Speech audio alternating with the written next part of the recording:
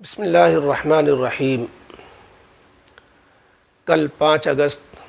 2020 کو بابری مسجد کی جگہ پر مندر کی تعمیر کا سنگ بنیاد اور بھومی پوجن کا سلسلہ شروع ہونے جا رہا ہے۔ وہ تاریخی مسجد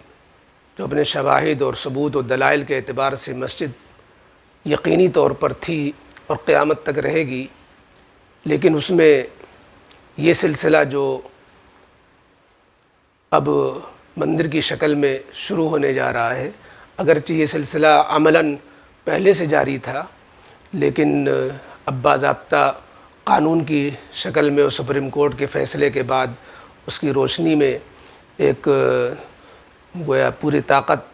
کے ساتھ اس کو عمل میں لایا جا رہا ہے اور قانون کے دائرے میں لایا جا رہا ہے۔ ظاہر ہے کہ اس میں مسلمان کچھ کر نہیں سکتے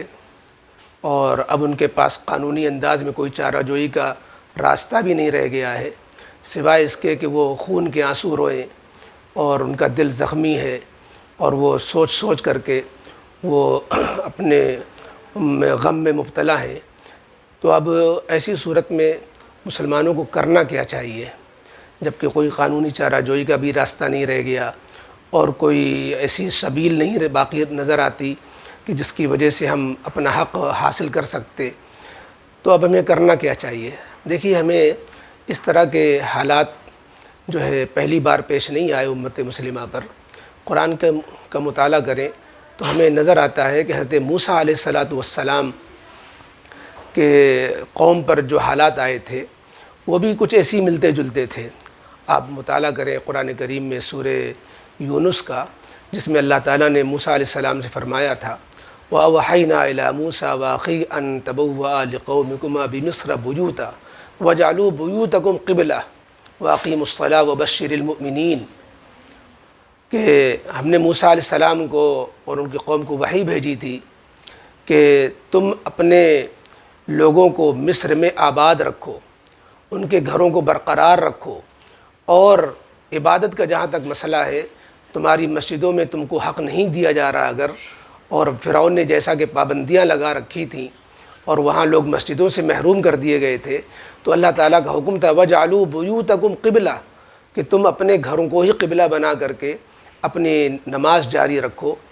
اور وَأَقِيمُوا الصَّلَاةَ، نماز میں کوتاہی مت ہونے دو۔ اور پھر خوشخبری اللہ کی طرف سے دی گئی وَبَشِّرِ الْمُؤْمِنِينَ، کمزوروں کو، مظلوموں کو، ستم رسیدہ کو، اور ان لوگوں کو جن کے حقوق سلب کر لیے گئے تھے، جن کو غلام بنا لیا گیا تھا، اور جن کو جو ہے انسانی حقوق بھی جن کے ضائع کر دیے گئے تھے، اور ان کو جو ہے مظلومانہ زندگی گزارنے پر، غلامانہ زندگی گزارنے پر مجبور کر دیا گیا تھا، اور فرعون کے لوگ ان پر ظلم و ستم ڈھا رہے تھے، اور فرعون اپنے مال و متاع اور جو ہے حکومت کے نشے میں چور تھا۔ اس وقت اللہ تعالیٰ نے فرمایا وَبَشِّرِ الْمُؤْمِنِينَ، کہ ناگوار حالات میں خوشخبری کی کیا معنی؟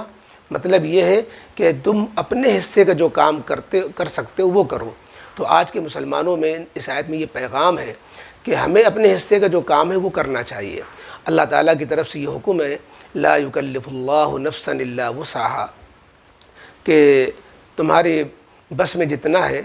اللہ تعالیٰ اس سے زیادہ تمہیں مکلف بھی نہیں بناتا۔ لہذا اب ہم نہ تو اس موقع پر ہم کسی قسم کے ان سے مداخلت کریں گے، مزاحمت کریں گے، نہ ہی ان سے ہم جو ہے مٹبھیڑ کریں گے، نہ لڑیں گے، بلکہ ہم صبر سے کام لیں گے، اللہ پر توکل کریں گے، اور جو اللہ تعالیٰ کی طرف سے حکم ہم پر عائد ہوتے ہیں، نمازوں کا قیام، دعاؤں کا اہتمام، اللہ پر توکل، وہ ہمیں کرنا ہے۔ دیکھیے نبی کریم علیہ السلام کی سیرت کے اندر بھی مکہ مکرمہ کے اندر جو ہے مسلمان کیسی زندگی گزار رہے تھے، لیکن انہوں نے جو اپنے کام اللہ کی طرف سے حکم تھا کہ تم صبر کیے جاؤ، نمازوں کو قائم کیے جاؤ، صبر و نماز کے ذریعے سے اللہ سے مدد طلب کرو، تو جو ان کے کرنے کا کام تھا وہ کرتے رہے۔ اللہ نے جو ہے حالات بدلتے رہے، دروازے کھلتے رہے، اور اللہ تعالیٰ کی طرف سے مدد دھیرے دھیرے آتی رہی۔ آج مصیبت یہ ہے کہ مسلمان مسجد کے لیے لڑنا تو جانتے ہیں، لیکن مسجد کو آباد کرنا نہیں جانتے۔ یعنی یہ کہ اگر خدا نخواستہ آپ دیکھ لیجئے، اللہ تعالیٰ کی طرف سے اصل میں ہم یہ ظاہری حالات کو دیکھ کر اپنے آپ کو جو ہے غم میں یا جو ہے خوشی میں مبتلا کر لیتے ہیں، ظاہری حالات کے دیکھ کے فیصلہ کرتے ہیں، اور ظاہر کے یہ مکلف بھی ہیں، لیکن اللہ تعالیٰ نے خود ہی ارشاد فرمایا عسیٰ ان تکرہوا شیئا وہو خیر لکم وعسیٰ ان تحبوا شیئا وہو شر لکم، کہ ممکن ہے تم کسی چیز کو اچھا سمجھ رہے ہو اور اس میں کوئی برائی چھپی ہوئی ہو، اور یہ بھی ممکن ہے تم کسی چیز کو برا سمجھ رہے ہو، اللہ نے اس میں کوئی خیر ڈال رکھی ہو۔ اب یہ بابری مسجد میں جو مسلمانوں کے خلاف سپریم کورٹ سے فیصلے ہوئے، جس کی بنیاد پر آج وہ مندر بنانے جا رہے ہیں، تو یہ اگر وہ آپ یوں سوچئے کہ اگر مسلمانوں کے حق میں فیصلہ ہوتا اور وہ مسجد مسلمانوں کو مل جاتی، تو اس وقت جو مسلمانوں کا میں جو انتشار ہے اور مسلمانوں میں جو تفرقہ بازی ہے اور مسلمانوں میں جو گروہ بندیاں ہیں، تو وہ جو ہے عروج پر آتی، اور پھر کوئی شیعہ کہتا ہے ہماری مسجد، اہل حدیث کہتے ہیں ہماری مسجد، دیوبندی کہتے ہیں ہماری مسجد، بریلوی کہتے ہیں ہماری مسجد، پھر وہاں آبادی تو مسلمانوں کی ہے ہی نہیں، اسے آباد کون کرتا، گھیر کے ڈال دیا جاتا۔ اب یہ ضرور ہوا کہ مسلمانوں نے کوشش کی، اس کو بازیابی کی، تو کم از کم ہم گنہگار نہیں ہوئے، ورنہ یہ ہوتا کہ ہم کو یہ اختیار نہیں ہے کہ مسجد کی جگہ کو ہم اپنی خوشی سے کسی کے حوالے کر دیں۔ ہم نے جہاں تک ہو سکا لڑائی لڑی، مسلم پرسنل لاء بورڈ نے لڑائی لڑی، جمعیت العلماء نے لڑائی لڑی، اب ہم اس میں ناکام ہو گئے تو اللہ کی ہماری پکڑ نہیں ہوگی، لہذا ہم نے اپنی خوشی سے اس کو نہیں دیا ہے، بلکہ ہم جو ہے حکومت کے فیصلے کی وجہ سے اور جو ہے عدالت کے فیصلے کی وجہ سے ہمارے ہاتھ پیر کٹ گئے، مجبور ہو گئے ہیں، لہذا ہم اللہ کے یہاں گنہگار نہیں ہوں گے۔ ورنہ اگر ہم جیت بھی جاتے تو اس کے بعد بڑے حالات کا ہمیں سامنا کرنا پڑتا، اور اکثریت جو قوم اس وقت جو ہے اپنے اکثریت پر، اپنے حکومت پر جنہیں گھمنڈ ہے، وہ ہمیں جینا دوبھر کر دیتے۔ تو بہرحال اللہ کی اس میں کوئی نہ کوئی حکمت چھپی ہوئی ہوگی، تو مسلمان جو غمگین نظر آ رہے ہیں تو اس میں اللہ کے فیصلے پر راضی رہیں کہ اللہ تعالیٰ نے اس میں کوئی حکمت چھپا رکھی ہوگی۔ اور یہ کہ جیسے موسیٰ علیہ السلام کو اللہ تعالیٰ نے حکم دیا تھا کہ تم کم از کم یہ تو کرو کہ اپنے گھروں پہ ہی جو ہے نمازوں کا اہتمام کرو، اور جو تم اپنے اختیار کی چیزیں ہیں وہ کرو، لیکن آج مسلمانوں کا حال آپ دیکھ رہے ہیں کہ جو ہے مسجدیں میں نماز نہیں پڑھ رہے ہیں، مسجدیں بند ہیں تو ہم گھروں میں بھی نماز نہیں پڑھ رہے ہیں۔ اور حدیث پاک میں آتا ہے جس نے نماز کو چھوڑا اور نماز کو اس نے تو جو ہے حکم توڑا، تو اس نے گویا دین کا ایک ستون توڑ دیا، دین کا ایک پلر توڑ دیا۔ تو آج اگر کوئی ہماری مسجد کا پلر توڑ دے تو ہم جو ہے اس سے جان دینے کے لیے تیار ہو جاتے ہیں، لڑنے بھڑنے کے لیے، اور خود ہم اپنے ہاتھوں جو ہے دین کا ستون ڈھا رہے ہیں، تو ہمیں اس کا کوئی احساس ہی نہیں ہو رہا ہے۔ تو اس وقت کہنے کی بات یہ ہے کہ ہم اللہ کے رب العزت کی طرف سے، چونکہ ہمارا اس میں کوئی قصور نہیں ہے، مسلمانوں نے اپنی خوشی سے ان کے حوالے نہیں کیا ہے، بلکہ قانون کے مجبوریوں سے جو ہے حوالے کرنا پڑا ہے، تو اس لیے اللہ کے ہاں مسلمان گنہگار نہیں ہیں۔ اور یہ جو غم کے حالات ہیں تو ایسے موقع پر ہمیں دعا کرنی چاہیے،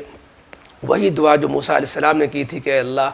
آپ نے اہل باطل کو جو ہے حکومت دی، مال و متاع دیا، اور موسیٰ علیہ السلام نے کہا تھا کہ اے اللہ آپ نے انی آتیت فرعون وملأہ زینۃ واموالا فی الحیاۃ الدنیا ربنا لیضلوا عن سبیلک، اے اللہ یہ قوم کو، لوگوں کو گمراہ کر رہے ہیں، اور اب اے اللہ ایسا کیجئے کہ ان کو اب ڈھیل مت دیجئے، اب ان کو نیست و نابود کر دیجئے۔ تو ہم جو ہے دعا بھی کریں گے، بد دعا بھی کریں گے، دعا یہ کریں گے کہ اللہ ان لوگوں کے قلوب بھی آپ کے ہاتھ میں ہیں، جو لوگ آج جو ہے حق کے دشمن بنے ہوئے ہیں، آپ جو ہے ان کے قلوب کو اسلام کی طرف پھیر دیجئے، ان کو حق اور کی روشنی دکھلا دیجئے، اور جو راستہ صراط مستقیم کا ہے وہ انہیں سجھا دیجئے، اور اگر ان کی قسمت میں ہدایت نہیں ہے تو اے اللہ پھر آپ ان سے نمٹ لیجئے۔ ہم ایسے ہی، ہماری کنڈیشن ایسے ہی ہے جیسے بیت اللہ کو ڈھانے کے لیے جب ابرہہ کا لشکر اور حکومت، عیسائی حکومت جو ہے یمن سے چلی تھی، اور اس نے جو ہے ہاتھیوں کا لشکر لے کر کے خانہ کعبہ کو ڈھانے کا پلان بنایا تھا، تو اس وقت اے اللہ اس وقت بے بسی بے کسی کا جو عالم تھا،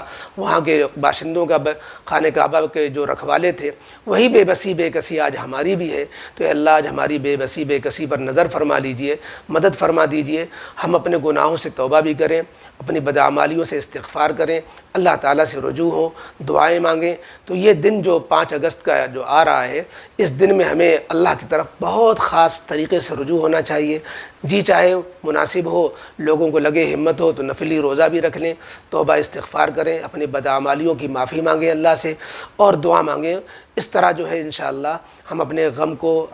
جو ہے غلط کر سکیں گے، اور جو ہے صبر و استقامت سے کام لیں گے، اللہ تعالیٰ کی طرف سے راستے کھلیں گے، اور ہمیں مایوس نہیں ہونا چاہیے۔ اللہ رب العزت نے جو ہے ہمیں جو کام کرنے کو دیا انشاءاللہ وہ کریں گے تو اللہ کی مدد ضرور آئے گی۔ تو بس یہی کہنا تھا کہ یہ دن جو ہے ہمارے لیے تبصروں کا نہیں ہے، اور جو ہے صرف